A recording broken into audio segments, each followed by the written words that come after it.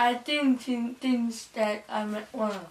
I think you look like a girl. I think you are a And girl. that's a baby and mama, that's pieces. That's true. Yeah. When you're an infant, to you, you look like a girl. As a parent, you want your child to be happy. You want them to be as happy as they can. And we could clearly see that Thomas was a very sad boy.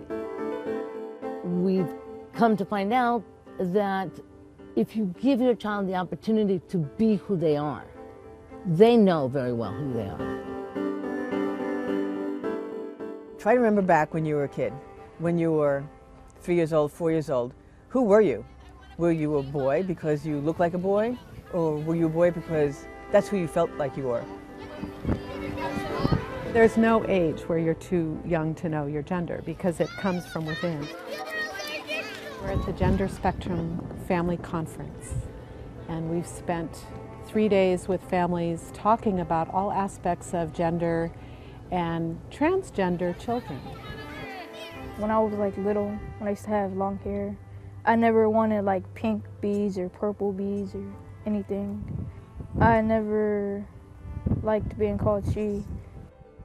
I thought my baby was a tomboy, but it turned out to be, he's actually a boy. And no matter what, I still love him, and I'm always gonna love my baby. We do have MRI evidence, brain scan evidence to show that a child who is born in a male body, for all purposes is a boy, but actually feels herself to be a girl, has the brain structure and of a girl.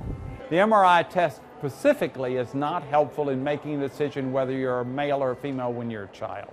The child's opinion about what they want to do in life, the child's feeling about what gender they are, you need to work with the child and the family to figure out what should be done with this child.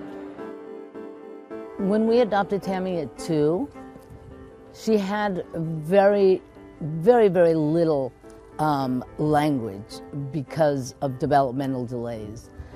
In elementary school, it was actually kindergarten that she went to, and it was a center for infant deaf, and she was taught more sign language, and we were taught more sign language. We actually went to school also there to learn sign language, and so we'd understand what she was saying. Tammy, that's Tammy. Oh, Yeah.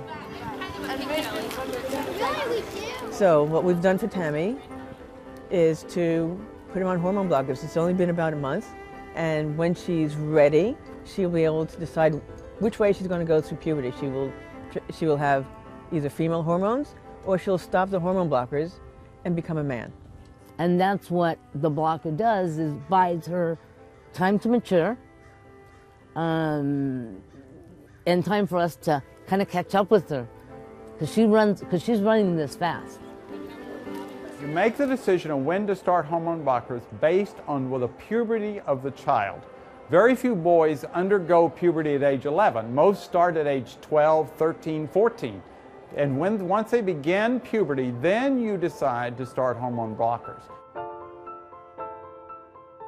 8th grade was kind of the awkwardest moments because I started a new school and didn't nobody know who I really am. When you talk about that, when you say that people know me for me, you are you.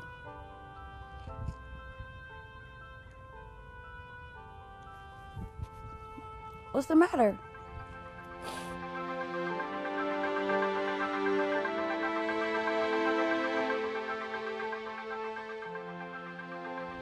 So I know parents whose children told them at the age of 3 or 4 or 5 or 8, whatever the age was, and if the parents weren't able to support their child in that gender, the common scenario is that that child disappears. Things that I would do to my son, that I was doing to my son because of, people in our family.